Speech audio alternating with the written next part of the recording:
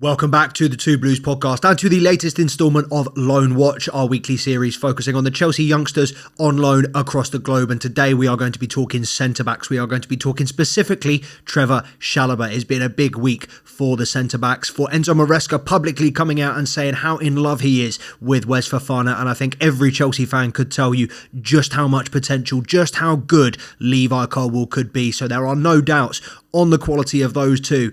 However, there is a sect of the fan base that feels we do need another centre-back, even with Axel Disasi, Benoit Badiashile, Tosin Adarabioyo, who was brought in the summer on a free from Fulham. There are multiple players not getting a look into the first team, into the A team, into the first squad, as it were, at the moment.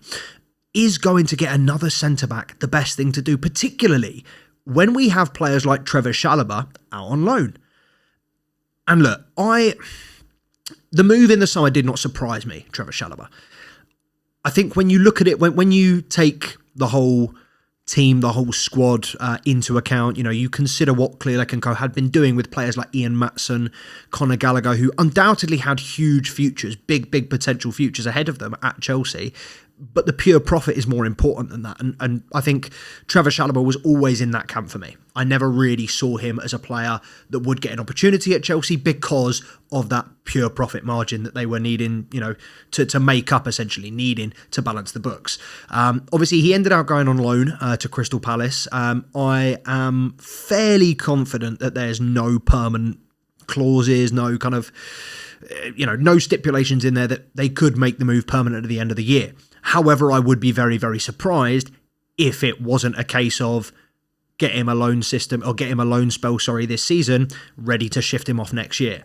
The fact that he wasn't taken to the US in the preseason tour, obviously we played 5 games under Enzo Maresca in the US, and he was the big exclusion for me, the surprise exclusion for me. Now, I say I'm not surprised that he went out.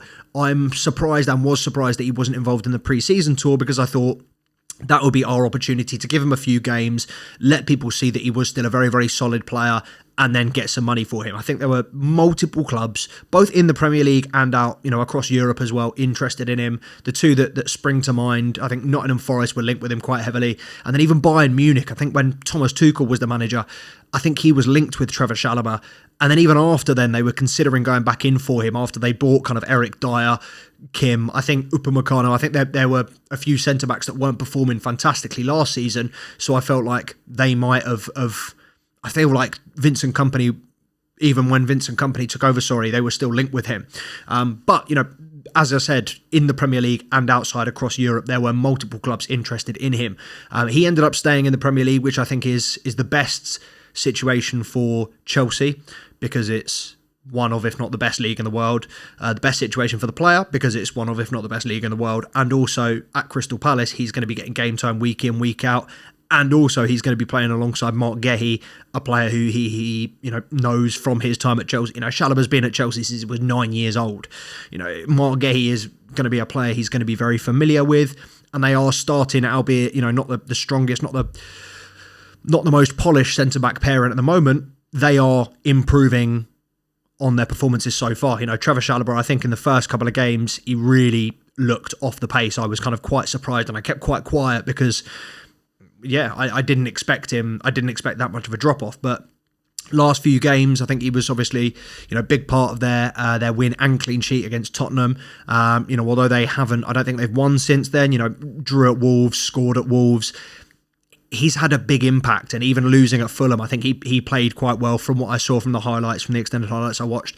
And also, his rating, his stats look fantastic. I think he's still got something like a 7.7, even though they were down to 10 men and lost 2-0. So I think he's starting to pull the performances out. It is just, I think it's a matter of, it's a fine line, because we don't know whether it's, he's overperforming because he's a Chelsea player playing in a Crystal Palace squad, or is it something to do with his mentality, or is this just the Trev that we know and love? And if that is the case, and if he continues to put in solid centre-back performances throughout this season, come January, come summer, if we're considering going in for another centre-back, should Trevoh Chalobah not be an option? Would it even happen? I do not think it is in the realms of possibility. I just don't think it is in the Clearlake Co DNA. I don't think I can see Bowley going back to a player that they've written off and said that he's not going to be part of the squad. I don't think they can see themselves. I don't think they would be able to admit their mistake. I think that's the big issue with Clear Lake and Co. is they've got so much money that they don't have to admit their mistakes. If they do make a mistake, they can just sweep it under the rug and blame somebody else in 2-3 years or just keep quiet about it. But I feel like if they were to bring Trevoh Chalobah back into the fold, it would be to admit that they've made a mistake in letting him go out. And I know a lot of Chelsea fans were very angry when we did let him leave and the way in which we treated him in the summer, which I do understand to an extent. You know, I do feel like I think he was our longest serving player. I don't know whether, Gallagher, he went before Gallagher. I can't remember who went first, but he was definitely one of, if not our longest serving players. Like I said, been with the club since under 9s. He'd had a couple of good seasons with us. I think 2.5 full seasons with us. Obviously, had played for the youth squad, had played for the development side as well, played for Lorient, played for Huddersfield. He's got a lot of experience for a player that's only still, 24, 25? And I feel like when we're looking at other players in that same situation, Tosin, Disasi, I think Trevoh Chalobah is better than both of them. I think he's a better passer of the ball, better positioning, better, just better all-round footballer. I think Disasi has the physicality. And again, Tosin, you know what? No, I don't think Tosin has anything on Trevoh Chalobah, with all due respect. And Disasi, has the bombarding, has the strong runs, has the physicality. But that aside, and I don't think Disasi's good. I know he scored the other day against Noah from an attacking set piece, but I don't think I've seen enough positives from Disasi to tell me that he's a better defender than Trevoh Chalobah. I honestly don't. I mean, Badiashile, slightly different. I think Badiashile is a good defender. No matter what people tell you, no matter what Chelsea fans say, I think Badiashile is a good player and he's got good potential. Heads and tails, it's 6 of one, half a dozen of the other between him and Trevoh Chalobah. But I do think Trevoh Chalobah is better than Disasi and Tosin. And if we are looking to go out and spend and bring another centre-back in January, I would argue that it's worth cutting the loan short and just bringing Trevoh Chalobah back in. I do not see it happening. I would be intrigued to hear people's opinions and if anybody thought that would be a possibility. But yeah, man, I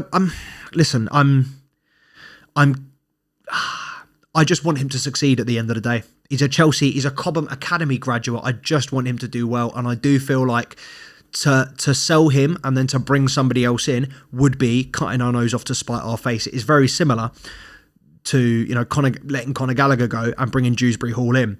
Listen, I know they weren't dependent on each other. Obviously, João Felix was the hinge on that deal. But, replacing Conor Gallagher with Dewsbury Hall, I don't even want to say it's an upgrade because I think Conor Gallagher's arguably the worst Chelsea player I've ever seen on the ball. But Dewsbury Hall is up there. Dewsbury Hall is close. He's the bit part he has played so far. If he never put on a Chelsea shirt again, it would still be too soon for me. I think he was the biggest waste of money, just the most irrelevant, pointless, stupid transfer, particularly when we have got players like Chukwuemeka that aren't getting the minutes as is, Cassidy that aren't getting the minutes as is, and need the development. We don't need to develop Dewsbury Hall. We don't owe him anything, and I think it was very, very strange. And I know, he had the links to Maresca. When I see on the pitch, when I watch him on the pitch, he looks like the only one that doesn't have a clue what the system is, doesn't have a clue what his position is, doesn't have a clue how to play with the other players. It looks like chalk and cheese, and yeah, very, very, very strange. And I do feel like it is. We are staring another cut our nose off to spite our face situation right in the face. I feel like it is. I'm intrigued to get your guys' thoughts because Trevoh Chalobah, while I do completely understand both sides of the stories, I think this is it would just be a situation where we'd be looking back on it and going, why have we let Fikayo Tomori, Mark Gehi, Trevoh Chalobah, all the quality defenders, Lewis Hall, Tino Livramento. I would argue that all 5 of those could play a role at the moment. Lewis Hall as the backup left back, Tino Livramento as the backup left and or right back. I mean, Tomori and Gehi are undoubtedly upgrades on what we have at the back, and I do feel like Trevoh Chalobah would be borderline, that conversation. Make a back 5 out of Tomori, Gehi, Chalobah, Lewis Hall on the left, Tino Livramento on the right. I mean, that's a solid back 5. I wouldn't be remiss to it, at the Chelsea reunion in 10, 15 years. That's the back five that I want to see for World 11. But yeah, man. Obviously, like I said, it's international week, so yeah. It's you know what, we'll split this one into 2 episodes because I don't want to go on too long, and do want to keep it in the tradition of kind of around 10-12 minutes, and we have had a pretty focused discussion on the centre backs, or Trevoh Chalobah in particular today, but yeah, man, let me know your thoughts. Do you think we should bring Trevoh Chalobah back? Do you think we should sell him after his loan? What do you think we should do in general with our centre back situation? And this is a conversation, a question I will pose to Charms, Mr. C Money Picks, my co-host, soon. Potentially we'll do a weekend stream for you, just kind of recapping what's going on at Chelsea. That will be a live stream, so you guys can get involved in the comments. But yeah, man, let me know what you think about Chelsea's centre-back situation currently. Maybe I can take some of your questions to Mr. C Money on Saturday. It's been a largely successful week, or largely successful, let's just round it out, largely successful October for the Chelsea loanees. Looks like Armando Broja is nearing a return. Who knows whether he will be fit and whether he will even play for Everton, but he is closing in on a return, and I wish nothing but success for him. Kepa is dropping stinker after stinker. He was absolutely diabolical in that game against Brentford for Bournemouth. I can't believe that Kepa Arrizabalaga is going to be dropped from Bournemouth and is going to be their second goalkeeper. Absolutely nuts. But yeah, we don't expect anything else. How we are going to... I've been talking all week about Bowley would never sanction a loss for Wes Fofana. I don't know how they're going to be able to sanction the sale of Kepa, because the money they're going to be losing on that deal is absolutely horrible. Caleb Wiley came back, if I'm not mistaken. He's still easing his way back in. He's not getting massive minutes, but he got 6 minutes against Monaco, a game in which Andre Santos and George Petrovic played. I think Diego Moreira, who obviously moved permanently there, got the assist, but it was Andre Santos who shone. He was the only one. I think it was finished 3-1 Monaco. He was one of 2 players in Monaco that got a positive rating. He got 8 out of 10. He was the highest rated Monaco player, and he got rated higher than all bar one in the Monaco team. And the guy that was rated higher was Ben Seguir, who scored 2 goals. Even the guy that assisted was rated less than Andre Santos. So that just shows you how good he is. Alfie Gilchrist as well, continually putting in good performances. Last time we spoke, I think he had got his first assist against Stoke. There's another clean sheet against Blackburn, another clean sheet against Sheffield Wednesday, even though he only played 45. And yeah, Sheffield United doing very, very well. I might start lumping some money on Sheffield United, because I think, if I'm not mistaken, they're second in the Championship at the moment. And yeah, doing very, very well. Long may that continue. Great move that is for Alfie Gilchrist. I'd argue that's probably, bar Andre Santos, the best loan move of the season so far. He's played 15 games, Alfie Gilchrist, which is unbeaten. Only Leo Castledine and...